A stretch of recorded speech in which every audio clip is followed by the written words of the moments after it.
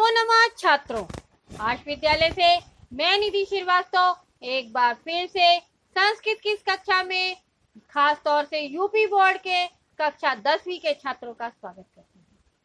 छात्रों, पूर्व की कक्षा में हम लोगों ने पद्यपूषम का चतुर्थ पाठा शांति सौख्यम अर्थात क्षमा का सुख या सहनशीलता के सुख के विषय में चर्चा की और यहाँ पर हमने आपको बताया कि प्रस्तुत पाठ जो है वो महर्षि वेद व्यास द्वारा रचित महाभारत से संग्रहित है और इस महाभारत में भी उस समय की घटना का वर्णन है जब युद्ध का अंत हो चुका था और भीष्म पितामह शरशैया पर लेटे हुए थे। वो लेटे लेटे शरशैया पर अर्थात बाणों की सेज पर लेटे हुए वो युधिष्ठिर को क्या कर रहे थे, उपदेश दे रहे थे। तो युधिष्ठिर को उपदेश देते हैं तो उसमें वो बोलते जाते हैं कि क्षमा करना मनुष्य का सबसे बड़ा सुख है और किसी के प्रति हमको अभिमान नहीं करना चाहिए। कोई हमको कितना भी गंदा वचन बोले, हमको हमेशा उसके साथ अच्छा बिहेव करना चाहिए। तो छात्रों, इसी सब बातों की यहाँ पर महर्षि वेदव्यास द्वारा जी ने रचना की है। तो ना छात्रों, आज के इस अंश में महर्षि भीष्म पितामह युधिष्ठिर को क्या उपदेश दे रहे हैं उसको जानने के लिए आइए हम देखते हैं क्लास 10 संस्कृत पद्यपूषम का चतुर्थ पाठा शांति सौख्यम का चतुर्थ भाग। प्रस्तुत पाठ में छात्रों श्लोकों का अन्वय और हिंदी भाषा में संदर्भित व्याख्या के साथ साथ हमने विशेष अर्थात व्याकरण पर भी प्रकाश डाला। श्लोक नंबर 7 देखिए क्या बता रहे हैं। सर्वे क्षयांता निचिया पतनांता समुच्छ्रया संयोगा विप्रयोग पंताः मरणांतम ही जीवितम। क्या कह रहे हैं कि सर्वे क्षयांताः निचियाः पतनांताः समुच्छ्रयाः संयोगाः विप्रयोग पंताः मरणांतम ही जीवितम। छात्रों, प्रस्तुत श्लोक का अन्वय करने के लिए निम्नलिखित सूत्र है कि कर्ता कर्म क्रिया और इनके विशेषण को अन्य विभक्तियों के साथ में एक पंक्ति में नियोजन करना ही अन्वय। तो अन्वय देखिए कि सर्वे निच्याः क्षयांताः सन्ति समुच्छ्रयाः पतनान्तः सन्ति संयोगाः विप्रयोगान्तः सन्ति जीवितम ही मरणांतम अस्ति। ठीक है, क्या बोल रहे हैं कि सर्वे निच्याः क्षयांता सन्ति समुच्छ्रयाः पतनान्ता सन्ति संयोगाः विप्रयोगान्तः सन्ति जीवितम ही मरणांतम अस्ति।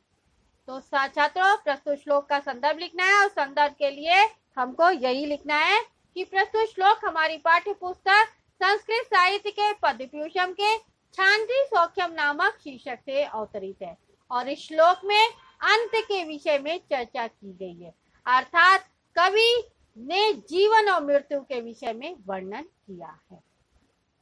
ठीक है, तो देखिए सर्वे निच्याः क्षयांताः सन्ति।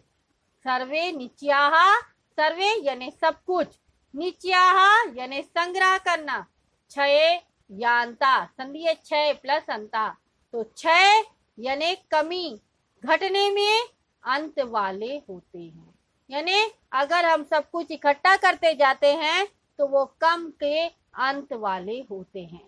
तो यानी सब संग्रह में क्षय जो है वो अंत वाला शब्द होता है। ठीक है, सब कुछ इकट्ठा कर लिया परंतु अगर कमी होगी तो ये हमारा अंत शब्द होता है। समुच्छ्रया, समुच्छ्रया यानी ऊंचाई। ठीक है, पतनांता, पतन यानी गिरना नीचा। ठीक है, अंतः यानी अंत, संति यानी है। तो समुच्छ्रया यानी ऊंचाइयां, पतनांता यानी पतन में यानी गिरने में अंत वाली होती है, सबसे ऊंचा और सबसे नीचा। ठीक है, तो ऊंचाइयों में पतन जो होता है वो अंत वाली होता है। संयोगाः विप्रयोगान्ताः सन्ति। संयोगा यानी संयोग यानी जुड़ना, वियोग विप्रयोगा यानी वियोग यानी बिछुड़ना।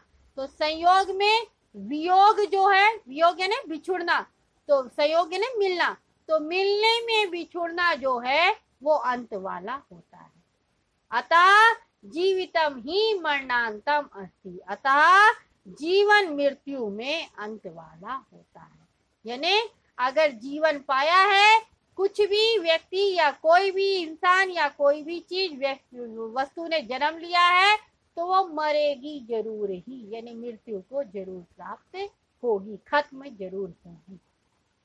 ठीक है, तो इसका लिखा हुआ अर्थ देख लीजिए कि कवि कहते हैं कि सब कुछ संग्रह करना क्षय में अंत वाले हैं, ऊंचाइयां पतन में अंत वाली हैं, संयोग वियोग में अंत वाले हैं, और जीवन मृत्यु में अंत वाला है। अर्थात कवि कहते हैं कि संसार की सभी वस्तुएं जो हैं वो नाशवान है, यानी जो भी आया है वो मिटेगा जरूर ही। इसलिए निश्चय ही जिस तरह ऊंचाई से नीचाई को मनुष्य प्राप्त होता है, ठीक उसी तरह से जन्म के बाद मृत्यु का होना भी निश्चित है। इसलिए कुछ घबराना नहीं चाहिए। यहाँ विशेष में संयोगा में घई प्रत्यय सम प्लस सम उपसर्ग प्लस युज धातु प्लस घई प्रत्यय। नौ श्लोक नंबर 8 देखिए। दमः क्षमा धृतिस् तेजः संतोषः सत्यवादिता ह्रीर हिंसा व्यसनिता दाक्ष्यम चेति सुखावह। क्या बोल रहे हैं कि दमः क्षमा धृतिस् तेजः संतोषः सत्यवादिता ह्रीर हिंसा अव्यसनिता दाक्ष्यम चेति सुखावह। तो छात्रों, प्रस्तुत श्लोक का अन्वय करने के लिए निम्नलिखित सूत्र है कि कर्ता कर्म क्रिया और इनके विशेषण को उनकी अन्य विभक्तियों के साथ एक पंक्ति में नियोजन करना ही अन्वय है। तो अन्वय देखिए श्लोक का। दमः क्षमा धृति, सब तोड़ दिया है, संधि कर दी। दमः क्षमा धृति तेजः संतोषः सत्यवादिता ह्री अहिंसा अव्यसनिता दाक्ष्यम च इति सुखावह। ठीक है। नौ प्रस्तुत श्लोक का संदर्भ है कि प्रस्तुत श्लोक हमारी पाठ्य पुस्तक संस्कृत साहित्य के पद्य पीयूषम के छांति सौख्यम नामक शीर्षक से लिया गया है, और इस श्लोक में कवि ने सुख के साधनों के विषय में बताया कि सुख के साधन क्या है।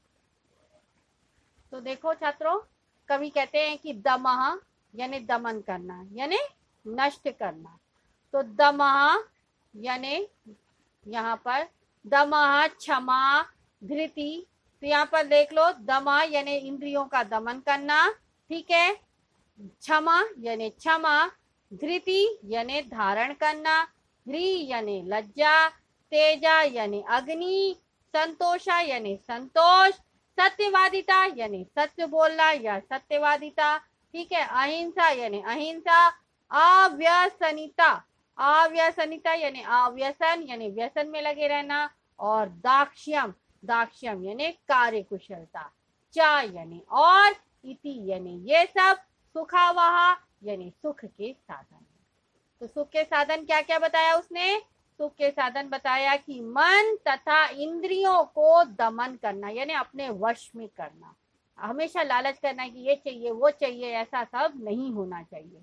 अपने इंद्रियों को हमेशा काबू में रखना इंसान को आना चाहिए। तो अब मन तथा इंद्रियों को दमन करना, क्षमा करना, धीरज धारण करना, तेज, संतोष, सत्य बोलना, ह्री यानी लज्जा, अहिंसा, और अव्यसन में, और अव्यसन यानी दुर्व्यसन से अलग हटके रहना, और साथ ही साथ कार्य कुशलता, ये सारे के सारे सुख के साधन। ठीक है छात्रों। तो नौ कवि कह रहे हैं कि अपने मन को और इंद्रियों को दमन करके रखना चाहिए, वश में करके रखना चाहिए। हमेशा मनुष्य को क्षमा करना चाहिए, धैर्य धारण करना चाहिए, तेज मनुष्य के चेहरे पे होना चाहिए, संतोष होना चाहिए मन में, और सच बोलने वाला होना चाहिए, और तो और लज्जा भी होनी चाहिए, अहिंसा भी करनी चाहिए, और दुर्व्यसन से दूर रहना चाहिए, यानी बुरी बातों से, बुरी आदतों से दूर रहना चाहिए, और निपुणता यानी कार्य कुशलता, ये सब गुण मनुष्य को सुख देने वाले होते हैं। अर्थात मनुष्य को हमेशा अपने मन पर नियंत्रण कर कर ही कार्य करना चाहिए। तो मनुष्य को हमेशा अपने मन पर नियंत्रण रखना चाहिए। यहाँ पर छात्रों विशेष में अहिंसा है, न प्लस हिंसा अर्थात नई तत्पुरुष समास है। तत्पुरुष समास में नई तत्पुरुष में न लगता है, तो नई तत्पुरुष न हिंसा। ठीक है छात्रों, इसी के साथ यह अंश यहाँ पर समाप्त होता है। आज के इस अंश में आपने 2 श्लोक पढ़े और इन दोनों श्लोकों में से सबसे पहले वाले श्लोक में बताया कि कुछ भी जो भी जीवन में आपने प्राप्त किया है उसका अंत निश्चित है, अर्थात जीवन और मृत्यु के विषय में छात्रों भीष्म पितामह ने युधिष्ठिर को उपदेश दिया। और छात्रों दूसरे श्लोक में बताया कि अपने मन को संतुष्ट करके रखना चाहिए, अपने मन को हमेशा इंद्रियों को दमन करके रखना चाहिए, मन में हमेशा धीरज होना चाहिए और हमको कार्य कुशल होना चाहिए। अच्छी आदतें हमारे मन में होनी चाहिए, हमारे व्यवहार में अच्छी आदतें होनी चाहिए, हमको दुर्व्यसन में नहीं लगना चाहिए। तो छात्रों इसी सब बातों को इन श्लोकों में भीष्म पितामह युधिष्ठिर को उपदेश दे रहे हैं। तो छात्रों इसी के साथ यह अंश यहाँ पर समाप्त होता है। आज के इस अंश में अगर आपको कोई भी डाउट है तो आप आश विद्यालय के ऐप को लाइक करके क्वेरी में जाकर अपना डाउट पूछ सकते हैं, मैं आपका जवाब जल्द से जल्द दूंगी। तब तक के लिए धन्यवाद छात्रों, नमो नमः।